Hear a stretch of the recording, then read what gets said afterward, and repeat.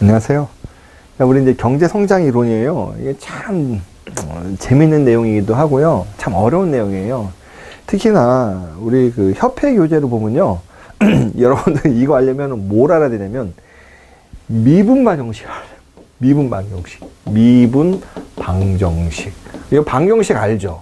예를 들어 y는 3 플러스 4x 이 방정식이에요.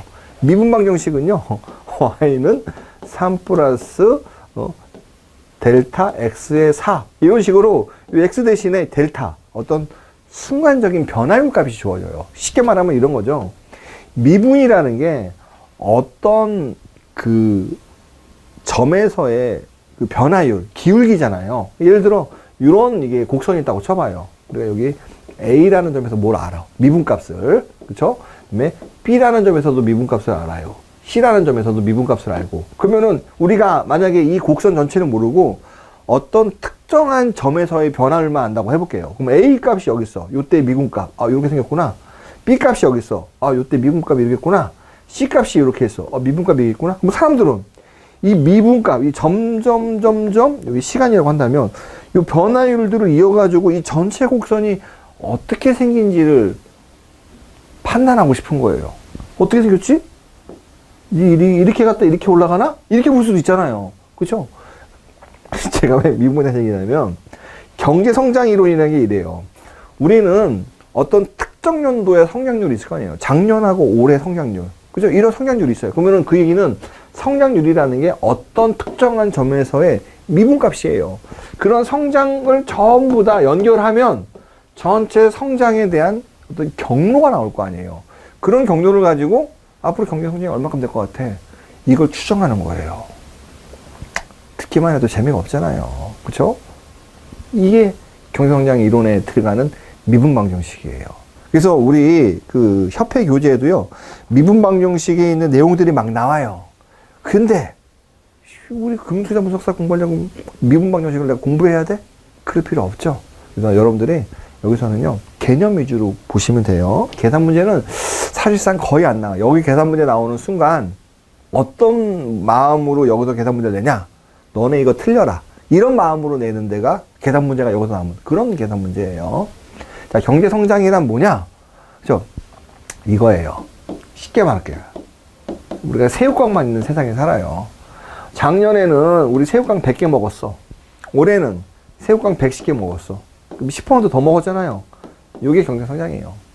잘 사는 거예요. 잘 사는 게 단순하게 돈으로 갖고 보는 거 아니에요. 작년에 우리 1000만 원 벌었어, 1년에. 근데 올해 1200만 원 벌었네? 그럼 200만 원 더 벌었잖아. 경제 성장이냐? 아니에요. 왜? 이 1000만 원을 벌었는데 물가가 100% 올랐어. 그러면은 1200만 원이지만, 물가가 100%이지만, 이거 거의 요 0년도 기준이면 오히려 600만 원 기준이잖아요. 그럼 1000만 원에서 내 소득이 600만 원 된 거잖아요. 오히려 경제가 후퇴한 거죠. 이 경제 성장은요. 그래서 실질적인 개념으로 봐야 돼요. 물가라는 거는 의미가 없어요. 그렇죠? 그래서 경제 성장이란 시간의 흐름에 따라 어떤 전체적인 그 경제가 갖고 있는 소득이 증가하는 거. 이 소득을 뭘로 추정하냐? 실질 금액으로. 명목 금액이 아니라. 명목 금액 증가하는 건요. 물가가 많이 증가해가지고 전년보다 더 많이 증가할 수 있기 때문에 명목 금액으로 보는 건 별 의미가 없어요. 자, 그래서 경제 전체의 실질 국민소득. 그죠? 실질 국민소득이. 근데 이것도 보면요. 경제 성장도 이런 것도 있어요. 뒤에 가서 증가율이다. 자, 볼게요. 어떤 걸 보냐. T가 0이고요. T가 1이야. 이 인구가 있어요. 인구가. 인구가 한 명인 국가. 요 A 국가는 인구가 한 명인데 얘네는 새우깡을요. 50개, 한 명이 50개 먹어요. 근데 똑같이 인구가 한 명이야. 근데 그 다음에는요. 새우깡을 55개 먹어요. 야, 그러면은 어떻게 된 거냐? 5개가 늘었잖아요. 그러면은 이상 5% 성장한 거예요. B국가 볼게요. B국가는 인구가 2명이야. 근데 새우깡이 그쵸? 100개가 있어. 처음에 한 명당 50개 먹잖아요. 똑같이 인구가 2명인데 얼마큼 됐냐? 얘네도 똑같이 105개 5개 늘었어요. 한 명당 새우깡 몇 개 먹어요? 그죠? 52.5개. 그럼 얘는 50에서 52.5개, 2.5개 늘었잖아요. 그럼 누가 더 성장한 거예요? A 국가죠. 왜냐면 여기는 새우깡이 100개예요. 여기는 새우깡이 50개고 어떤 국력으로 본다면 전체 국가의 크기로 본다면 B 국가가 A 국가보다 커요. 근데 누가 더 잘 사냐? 누가 더 잘 사냐는요. 이 총액으로 보는 게 아니라 1인당으로 봐요. 그래서 여기서 말하는 경제 성장은요. 제일 중요한 게 1인당 경제 성장률이 중요해요. 자, 중국 봐봐요. 그죠?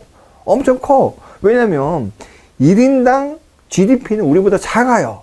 근데 인구가 많어. 그러니까 전체 총액은 커요.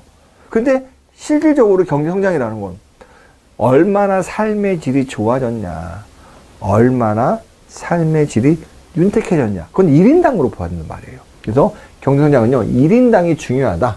그래서 요 성장률이라는 게 전년도에다가 올해 거 빼기 전년도 요 차이에 100. 1인당 소득. 쉽게 말하면 경제 성장률을 말하는 지표는 뭐냐? 1인당 GDP라고 생각하시면 금방 편해져요.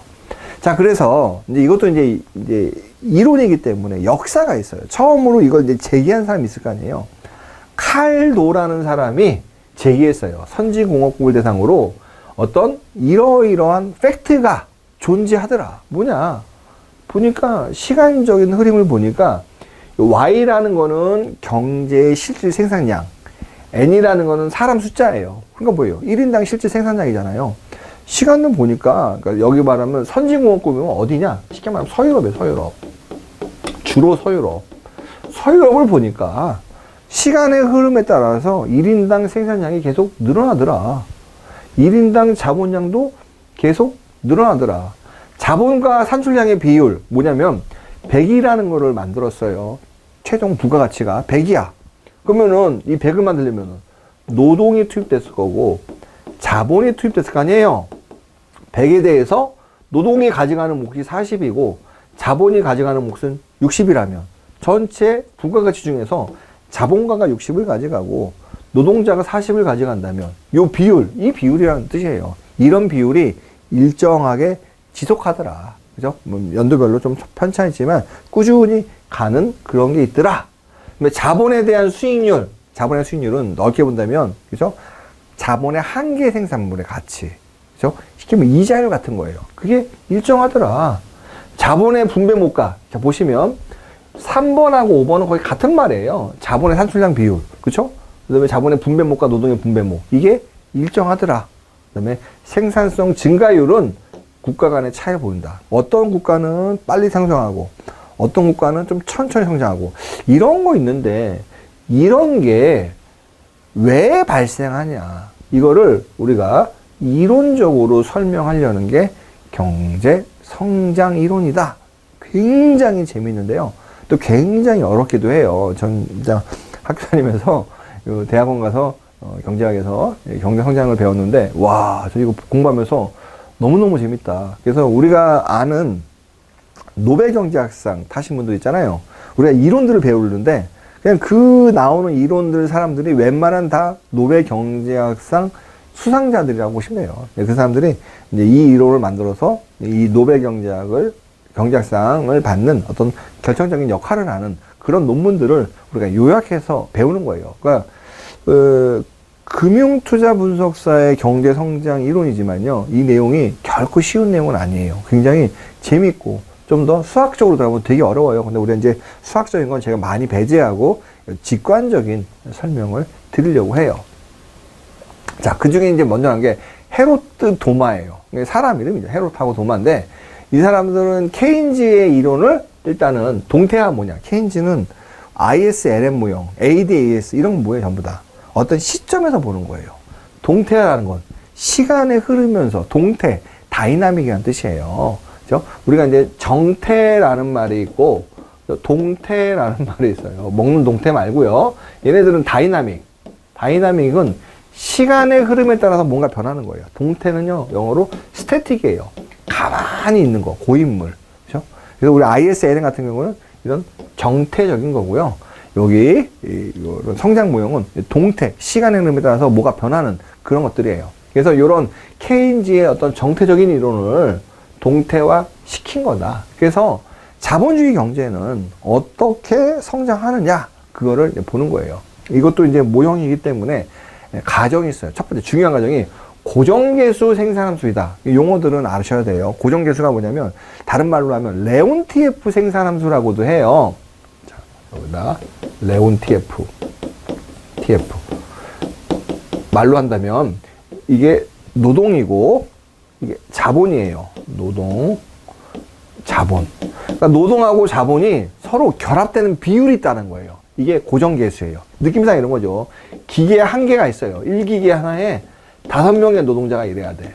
그 10명의 노동자가 있으면 어차피 기계가 한 대뿐이기 때문에 나머지 5명은 놀고 있어야 되는 거예요. 쓸데없는 거예요. 이런 게 바로 고정계수 생산함수예요. 예를 들어 오른쪽 신발이 10개 있고 왼쪽 신발이 11개 있어요.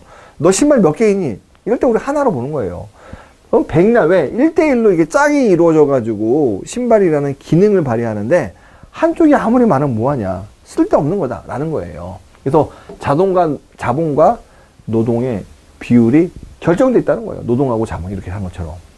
그래서 그러면 투입 요소는 지금 사람이 10명 있어. 그 다음에 자본이 기계가 한 대 있어. 그러면은 최종적으로 노동은 5명 투입하고 사람이 10명 있지만 기계는 한 대 투입하는 거예요. 그럼 나머지 5명은 노는 거잖아요. 이런 투입 요소의 최저값이 투입액을 결정한다. 그래서 미니마이즈, 둘 중에, 두 개의 비율 중에 작은 게 투입 요소가 된다라는 의미예요. 그래서 함수가 이렇게 만들어져요. 미니마이즈. 둘 중에 작은 걸로 투입 요소. 그죠? 여기서는 뭐예요? 기계 한 대라면 마치 이런 거예요. 보시면. 노동계수가, 그쵸? 5명이냐. 그러니까 5분의 1이잖아요. 사람이 10명 있어. 노동은 1명 있어. 그러면 여기 기계가 한 대. 요거는, 뭐라고 해야 되냐. 기계가 한 대, 5명? 자, 근데 이 만드는 생산성이 열이라고 할게요. 열이면은 여기가 2고 여기는 그냥 3이면 둘 중에 뭐 작은 거 이렇게 한다. 그냥 여기 있는 거는 뭐 그닥 안 보셔도 되는데 의미상으로는 제가 이제 지금 여기 예제를 만들 때 뭐 명확하게 여기에 이제 맞는 예제 다시 만들어 보죠. 자, 노동의 계수 이렇게 해서 민인데 여기대로 노동 계수가 30이야. 자본의 계수, 그죠? 40이야. 그럼 둘 중에 작은 게 투입이 된다. 이런 의미로 받아들이시면 돼요. 저축, S는 산술량의 일정한 비율. 지금 뭐냐면, Y가 소득이잖아요, 우리가. 그러면 S는 한계 저축 성향이에요. 내가 돈 버는 거에 내가 저축 비율. 그러니까 100만원 버는데, 나 30% 저축하면 30만원 저축한 거예요. 그래서 소비는 저축 뺀 거. 저축률이니까요. 그쵸? 내가 그러면은 100만원 벌었는데, 30% 저축했으면 30만원 저축한 거잖아요. 소비는 1-30%니까 70% 소비한 거고 70만원 소비한 거고 이렇게 인구 증가율은 외생적으로 그러니까 이 모형 바깥에서 그냥 주어져 있는 숫자다 이렇게 보는 거예요. 이러한 가정하에 결론이 뭐냐. 자, 이것만 그냥 보세요. 완전 고용 상태에서 최적의 어떤 경제가 성장하는 경로는 자연의 보증 성장률이 일치하는 수준에서, 그렇죠? 완전 고용이 되는 수준에서 성장률이 된더라. 딱 이게 그냥 결론이에요. 그런데 균형에서 이게 벗어날 수 있잖아요.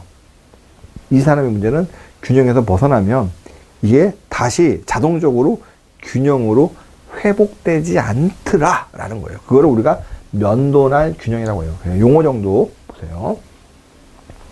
왜 면도날 균형이 왜 그런 의미로 쓰냐? 면도날이 날카롭잖아요. 그쵸? 여기가 면도날이 날카로워요. 지금은 뭐 전기 면도기 쓰고 좋은 면도기 쓰는데 요때 사람들은 이런 면도칼 있잖아요. 이런 면도칼 뭐 이렇게 돼가지고 그쵸? 이런 면도칼로 여기 날카롭게 돼가지고 이런 거 써가지고 이 면도날이 날카로워요. 그럼 여기서 떨어지면 끝이야. 다시 못 올라가. 이런 의미로 이제 면도날 균형이라고 해서 굉장히 칼날처럼 위태위태한 데 서 있는 거죠. 떨어지면 끝인 거. 그걸 면도날 균형. 그래서 면도날 균형은 이런 자연 성장률과 보증 성장률이 딱 만나는 곳에서 최적 경제 어떤 성장 패스, 성장 경로를 따르는데 그게 어긋나 버리면 더 이상 자동적으로 균형에 회복하지 못한다라고 한 거예요. 자, 그러면은 여기서 현실적으로 말이 안 되는, 아니면 혹은 현실적으로 이제 사람들이 봤을 때 고친 거죠. 이 연돈할 균형? 시장이 균형이 회복이 안 된 말이야? 좀 싫은데? 왜 그럴까?